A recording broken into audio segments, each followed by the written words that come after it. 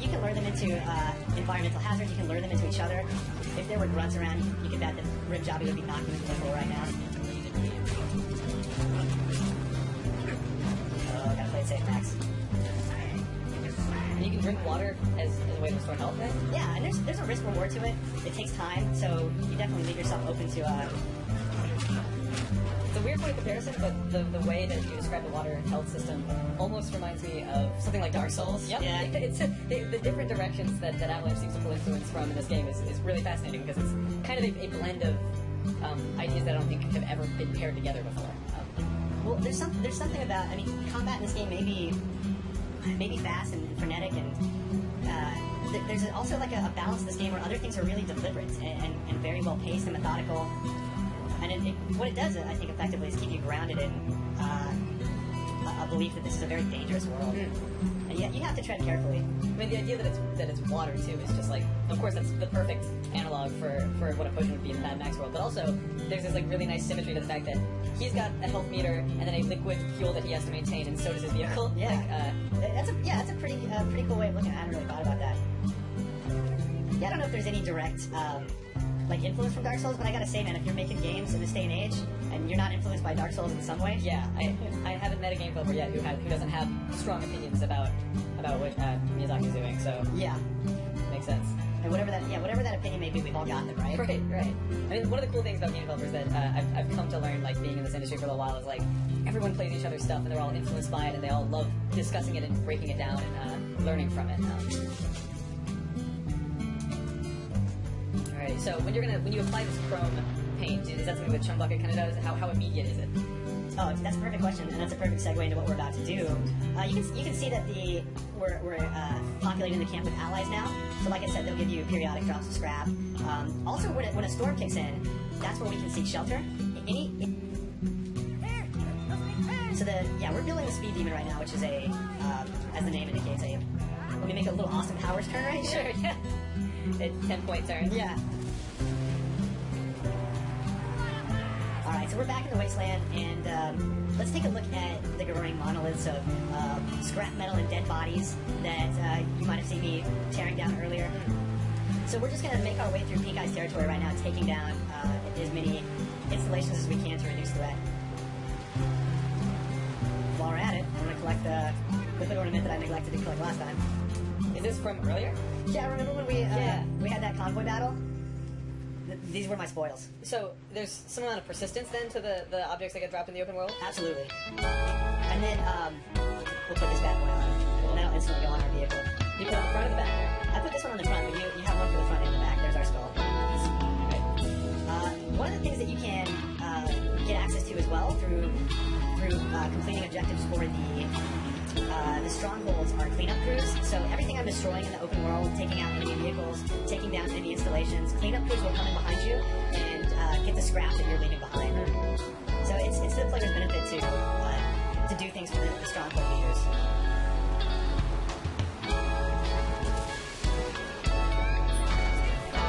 You can't not. You can't see a ramp and not do it.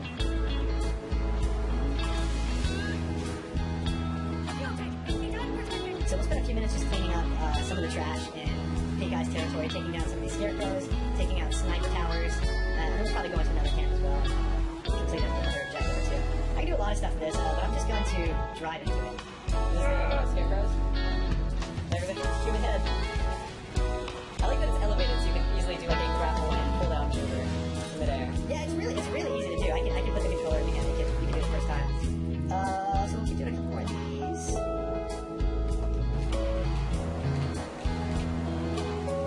These balloons overhead are really interesting. These are fast travel points. What they allow me to do is, anytime I go to the map, any balloon that I get in and ascend up into the sky with, I can then later use as a fast travel point, so I don't always have to drive in the wasteland. I can just zap around from point to point. Oh, dude, whoa. That dude got... It could have been worse, though. You still landed on the other side of the bridge, so... I have to get this guy back. Yeah.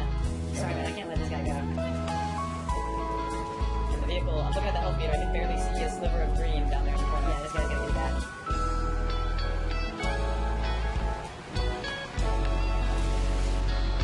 Is the grapple? Yeah, we're gonna grapple this guy.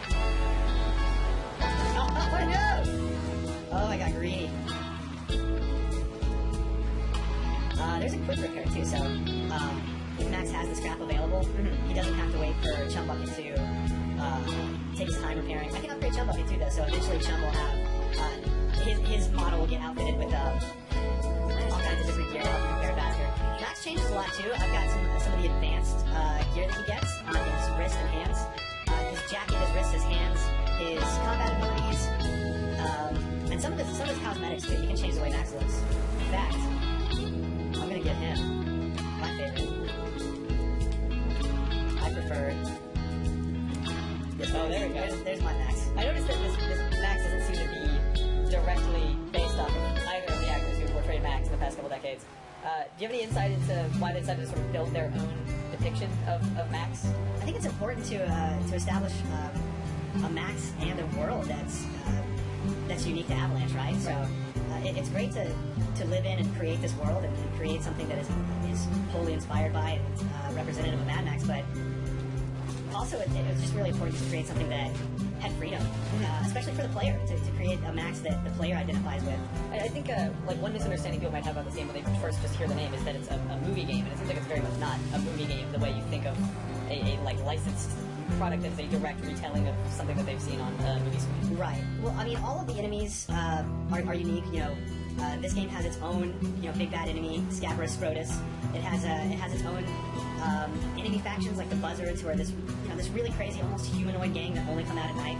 Mostly coming out at night, mostly. Their vehicles are super spiky, their eyes glow, they're feral, and they have different types of attacks than other enemies have. I want to ask real quick, you passed some people who had a water droplet over their head, but you're out of water right now. What was that? Yeah, those are just wanderers in the wasteland, and Max can stop by and help them out if he chooses. And the more you do in the world to lower threat and populate the world with ally camps, you're going to see more wanderers. It's going to become a more you're never going to completely get rid of the war boys and the war gangs that control the world, but they're always going to be there to give the game some combat and keep the emergent situations interesting. But you'll see more of the wasteland wanderers as well.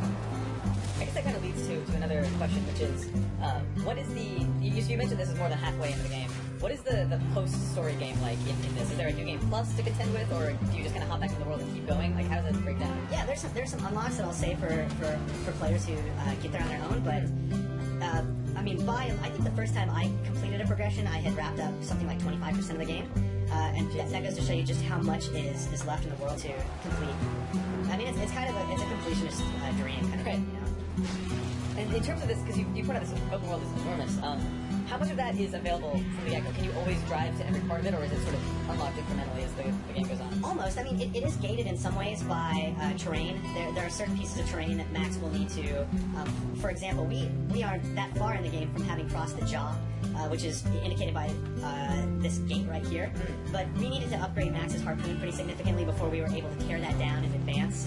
And then after that, it's pretty much open to the player. The only thing that kind of artificially gates the player's experience from exploring the whole world is the intensity of the enemies and the intensity of the combat. It ramps up significantly as Max gets into like some of the later later game areas, and if the player just kind of wanders into those areas without being properly equipped for it, he'll experience significant challenges. I looked at some of the roads, like when you're on there, seem to be almost like drawn out of tire treads, and that like they're covered in a thin layer of sand, but then they're constantly being driven on, so there's like this swirling. Roads in this game are like they're suggestions. Right. You don't have to stay on them. There's pretty much no terrain that the Opus can't handle. No, let me take that back. There's no terrain that the Opus can't handle. I'm probably gonna get stuck on some geometry right after saying that. Right. Well, for the most part, though, it seems like you can either smash or, if not smash, ramp up 95% of the things sticking out of the ground. Pretty much, man. I mean, I guess another question I sort of have is about the camera controls in the game, because a few of the games I've played in the past decade or so that involve shooting from a vehicle, they've sort of devised I guess an autopilot system. So Far Cry 4 had a really interesting one. I think Saints Row 3 just had full on. You can press the button and it'll automatically accelerate. How much of your, I guess, brain power are you devoting to steering and driving when you're sort of panning the camera around behind you, shooting at guys? Is there an equivalent of that, or is it a very manual driving experience? I'd say it does a really good job of, kind of like I was saying, the game speed slows down significantly enough when you're into aim mode that I'm no longer actually steering the car at this moment. I'm only focusing on my reticle and targeting what I want to target. So it does a really good job of letting you focus on what you want to focus on. The designers know that when I'm trying to aim and fire fired an enemy, that's my focus. I'm not focused on driving, so it does a really good job of alleviating some of that pressure for me. So it sounds like you personally have played quite a bit of this game. Are there any, and this is always a fun question we get asked on the spot, but are there any like moments that stood out to you as like this type of story you would tell a friend about why this game is incredible? Like what are the sort of specific moments that happen to you in your like business? One of the best things that's ever happened to me while playing Mad Max? I think for me, a lot of it comes down to, and I think you'll see some great examples of this, but to me, Avalanche's games seem to like really shine when more is happening, when just tons of stuff is going on, and it's instances like this, like approaching an enemy camp that there's a lot of snipers. Sometimes there's smoke billowing in the background. I'm ramping off of the environment, Destroying your car. destroying the car. It's when just like kind of ridiculous things happen, right? Like jumping off a ramp, going into slow motion, firing a harpoon behind me to pull the sniper off a ridge in slow motion while my car is on fire and something is exploding in the background. That's what I love about Avalanche, and I think that's something to really bring to Mad Max is just excess, right? Like this world of ammunition maybe scarce, but action and just totally crazy scenarios are those kind of gameplay scenarios are bound. That's a good tagline right there. The action or the ammunition might be scarce, but the action is not. That should be on the back of the box, I feel like. Yeah, there you go. I'll call marketing after this show. This is a camp I don't know if you can tell by me floundering here, but I'm not terribly familiar with. You seem scared to stop moving, understandably, I think, with the A snipers little bit. up there. Yeah. Somebody at Avalanche is totally not going to be happy that I didn't know where the entrance to this camp is, but that's what I'm looking for. Looking for the entrance. We're going to find it. This is a Stank Gum camp. Stank Gum is another enemy in the game. One of the big bad guys in the game. And his camp. Oh, okay. So I didn't properly disable the flamethrowers. That's what the problem is. We're going to use another feature. We're going to call. Oh, here we go. Calling the vehicle. Whoa, oh, just in time. So those flamethrowers have to be disabled. I have to find the tanks that are powering them. Oh, is that one? Fire, we can fire.